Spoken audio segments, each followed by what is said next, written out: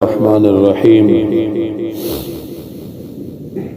واذکر عبدنا داود ذا الأيد إنه أواب إنا سخرنا الجبال معه يسبحن بالعشي والإشراق والطير محشورا كل له أواب وشددنا ملكه وآتيناه الحكمة وفصل الخطاب وهل أتاك نبأ الخصم إذ تسوروا المحراب إذ دخلوا على داود ففزع منهم قالوا لا تخف خصمان بغى بعضنا على بعض فاحكم بيننا بالحق ولا تشتت واهدنا إلى سواء الصراط صدق اللہ العظیم۔ ان آیات مبارکہ میں حضرت داود علیہ السلام کا ذکر ہو رہا ہے۔ حضرت داود علیہ السلام بنی اسرائیل کے عظیم انبیاء میں سے ہیں۔ اللہ تعالیٰ نے ان کو نبوت عطا فرمائی اور حضرت داود علیہ السلام کے بیٹے حضرت سلیمان علیہ السلام کو بھی اللہ تعالیٰ نے نبوت عطا فرمائی۔ ان حضرات کو نبوت کے ساتھ ساتھ اللہ تعالیٰ نے ایک زبردست حکومت بھی عطا فرمائی، ان کو زمین کا اقتدار بھی عطا فرمایا۔ پھر نبوت کے ساتھ زمین کا اقتدار، زمین کی بادشاہت بھی ملی۔ تیسری چیز اللہ تعالیٰ نے یہ عطا فرمائی کہ ان کے اندر فیصلہ کرنے کی بہت زبردست صلاحیت اللہ پاک نے پیدا فرمائی تھی کہ ہر معاملے میں بڑے احسن طریقے سے وہ فیصلہ فرمایا کرتے تھے۔ چوتھا انعام حضرت داود علیہ السلام پر یہ تھا کہ حضرت داود کی آواز اتنی خوبصورت تھی کہ جب وہ زبور کی تلاوت فرماتے تھے، ان پر زبور کتاب آسمانی کتابوں میں بڑی کتاب ہے زبور، 4 ہی بڑی کتابیں ہیں آسمانی، تورات، زبور، انجیل، دوسرے نمبر پر زبور ہے، پھر انجیل، پھر قرآن پاک سب سے اعلیٰ اور افضل ہے۔ اللہ تعالیٰ نے حضرت داود علیہ السلام پر زبور کتاب کو نازل فرمایا تھا۔ حضرت داود علیہ السلام بڑی کثرت سے زبور کی تلاوت فرماتے تھے اور تلاوت کا انداز اتنا اعلیٰ تھا ان کا کہ انسان تو ان کی طرف متوجہ ہوتے تھے، ان کی آواز کی طرف۔ اللہ تعالیٰ نے ارشاد فرمایا کہ جب وہ تلاوت کرتے تھے تو پہاڑ بھی ان کے ساتھ اللہ کے ذکر میں مشغول ہو جاتے تھے۔ اڑنے والے پرندے ان کی آواز سن کر ہوا میں ٹھہر جایا کرتے تھے۔ اتنی ان کی آواز اثر والی تھی کہ انسان اس کے کان کی طرف آواز پہنچے تو وہ اپنے آپ کو مجبور ہوتا تھا حضرت داود علیہ السلام کی طرف متوجہ کرنے پر۔ پہاڑوں پتھروں کے قریب آپ زبور کی تلاوت فرماتے تو ان پتھروں کے اندر سے بھی اللہ کے ذکر کی آواز لوگ سن لیا کرتے تھے، اتنا ان پر اثر پڑتا تھا۔ پرندے ہو گئے، دوسری مخلوقات، اللہ تعالیٰ نے ایسی زبردست ان کو آواز عطا فرمائی۔ اسی لیے اہل جنت کو جہاں بہت سارے انعامات ملیں گے، ان انعامات میں سے قرآن پاک کی تلاوت کا سننا بھی بہت بڑا انعام ہے کہ حضرت داود علیہ السلام سے اللہ تعالیٰ فرمائے گا کہ اہل جنت کو قرآن کی تلاوت سنائیے۔ حضرت داود علیہ السلام قرآن پاک کی تلاوت فرمائیں گے اور اہل جنت قرآن کی تلاوت سنیں گے۔ اسی طرح نبی پاک صلی اللہ علیہ وآلہ وسلم قرآن پاک کی تلاوت فرمائیں گے۔ تو حضرت داود علیہ السلام اللہ تعالیٰ نے ان کو بہت بڑی بادشاہت عطا فرمائی۔ بادشاہت، حکومت، اتنے بڑے انتظامات کے ہونے کے باوجود وہ اللہ تعالیٰ کی یاد سے ایک لمحے کے لیے بھی غافل نہیں ہوتے تھے۔ اصل یہ مضمون یہاں سمجھایا جا رہا ہے کہ سارا کچھ ہونے کے باوجود انتظامات بھی انہوں نے دیکھنے ہیں، حکومت بھی سنبھالنی ہے، لوگوں کے معاملات بھی ہیں، فیصلے بھی کرنے ہیں، ان ساری مصروفیات کے باوجود ایک لمحے کے لیے بھی اللہ تعالیٰ کی یاد سے غافل نہیں ہوتے تھے۔ آج لوگ کہتے ہیں وقت نہیں ملتا، کام سے فرصت نہیں ملتی، ڈیوٹی سے وقت ہی نہیں ملتا نماز پڑھنے کے لیے، اللہ کی یاد کے لیے۔ یہ واقعات اللہ پاک اسی لیے بیان کرتا ہے۔ ایک وہ شخص جو 8 گھنٹے ڈیوٹی کرتا ہے اور وہ یہ بہانہ کرے کہ مجھے وقت ہی نہیں ملا، اور دوسری طرف اللہ تعالیٰ کے عظیم پیغمبر کہ جن پر اتنی ساری ذمہ داریاں، لیکن اس کے باوجود ایک لمحہ بھی اللہ کی یاد کے بغیر نہیں گزرتا، ہر کام کو بڑے احسن طریقے سے انجام دیا کرتے تھے۔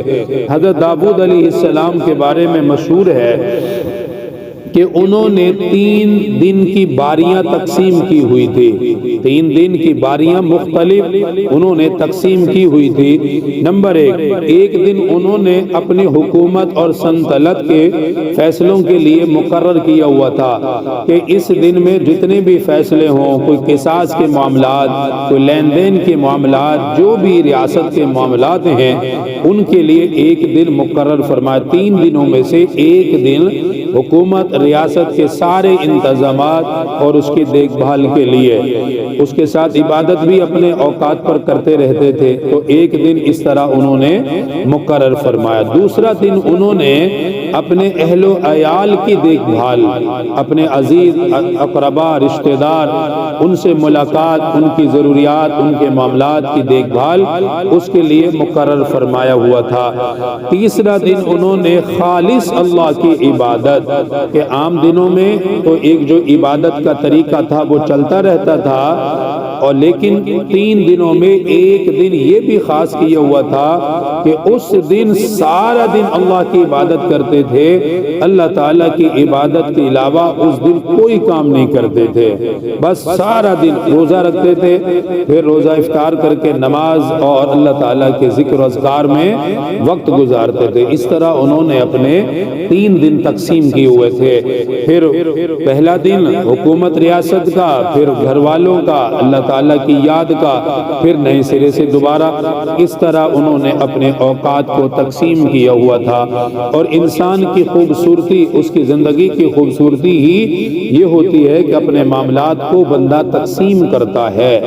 اب ہمارے اندر نظم و ضبط نہیں ہے، اتنی بے قاعدگی، اور اس لیے وقت میں برکت نہیں ہے۔ جو جب دل چاہا کر لیا، آج کا کام کل پہ ڈال دیا، پرسوں کا کام پھر ڈال دیا، اسی طرح انسان اتنا مشغول، پھر اسے سمجھ نہیں آتی کون سا کرنا ہے کون سا چھوڑنا ہے۔ اس لیے اپنی زندگی کو ایک بندہ انتظامات اور اصل طریقے پر لگائے کہ میں نے اپنے کام اوقات کو اس طریقے سے تقسیم کرنا ہے۔ یہ نماز کا وقت ہے، یہ تلاوت کا وقت ہے، یہ میرے کام کا وقت ہے، اس وقت بازار سے جا کر کوئی سامان لانا ہے، 24 گھنٹے ہیں، اس میں آرام کرنے کا وقت ہے۔ جب یہ نظم و ضبط انسان بنا لیتا ہے تو پھر انسان کی زندگی بہت آسان ہو جاتی ہے، اور وہ اپنی ترتیب سے اپنے کام انجام دیتا رہتا ہے۔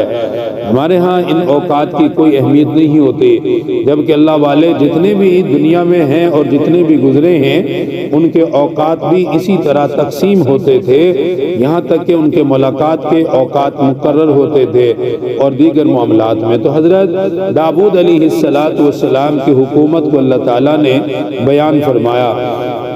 آگے ان کے بارے میں خاص فیصلہ جو ان سے کروایا گیا تھا 99 جانوروں کا، اس کا ذکر بھی اگلی آیات میں آ رہا ہے۔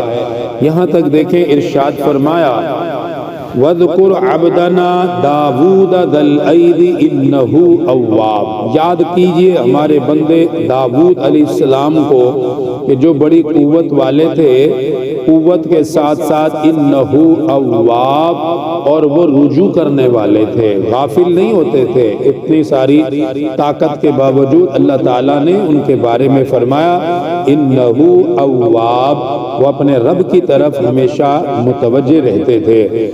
انا سخرنا الجبال، حکومت کی طاقت کے ساتھ ان کی زبان میں، تلاوت میں جو اثر تھا اس کو ذکر فرمایا۔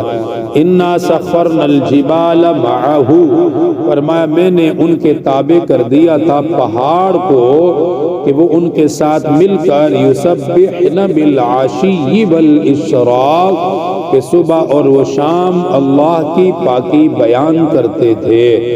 خود بھی اللہ تعالیٰ کی پاکی بیان فرماتے اور پہاڑ یہ پتھر بھی ان کے ساتھ مل کر اللہ تعالیٰ کی تسبیح پڑھتے تھے. پھر اس سے آگے دیکھیں وَالطَّيْرَ مَحْشُورًا فرمایا اڑنے والے جانور بھی ان کی آواز سن کر جمع ہو جاتے تھے، وہ بھی اللہ کی یاد میں مشغول ہوتے تھے. كُلٌّ لَّهُ أَوَّابٌ سارے کے سارے ہی اللہ کے آگے رجوع کرنے والے تھے. ساری ان کی مخلوقات، خود بھی پوری ان کے پورا خاندان، سارے معاملات. پھر دیکھیں ان کی حکومت، ان کی طاقت، ان کا فیصلہ کرنا. وَشَدَدْنَا مُلْكَهُ فرمایا قوت دی ان کو ان کی حکومت کے حساب سے، یعنی زبردست انہیں بادشاہت سلطنت عطا فرمائی. وَآتَيْنَاهُ الْحِكْمَةَ اور انہیں بڑی زبردست ایک تدبیر حکمت بھی انہیں عطا فرمائی. وَفَصْلَ الْخِطَابِ اور فیصلہ کرنے کی بہترین صلاحیت انہیں عطا فرمائی. تین چیزیں اس آیت میں ذکر ہوئی ہیں، ان کی حکومت اور ریاست، حکومت اور ریاست کے ساتھ تدبیر یعنی انتظامات کی صلاحیت کے انتظامات کیسے کرنے ہیں. نمبر تین ان انتظامات کو نافذ کیسے کرنا ہے، اس کی ان کے پاس بڑی زبردست صلاحیت تھی کہ اپنی ریاست میں انتظامات کرتے تھے اور پھر ان کو نافذ بھی کرتے تھے. ہماری طرح نہیں، قانون تو بے شمار، نافذ ایک بھی نہیں، عمل ایک پر بھی نہیں ہوتا. ان کے ہاں یہ نہیں ہوتا تھا، اس لیے اللہ تعالیٰ نے ان کا ذکر کیا. اگلے آیات میں ان کے ایک فیصلے کا ذکر بھی ہے. اللہ تعالیٰ دین کی صحیح سمجھ عطا فرمائے. الحمدللہ رب العالمین والصلاة والسلام على سید الانبیاء والمرسلین. ربنا آتنا فی الدنیا حسنہ وفی الآخرۃ حسنہ وقنا عذاب النار وقنا عذاب القبر وقنا عذاب الحشر وقنا عذاب المیزان. رب اغفر لی ولوالدی وللمؤمنین یوم یقوم الحساب. اللہم انی اسألک الہدی والتقی والعفاف والغنی. حسبنا اللہ ونعم الوکیل ونعم المولا ونعم النصیر. اللہم انی اسألک علما نافعا ورزقا طیبا وعملا متقبلا. صلی اللہ تعالی علی رسول خیر خلقہ محمد.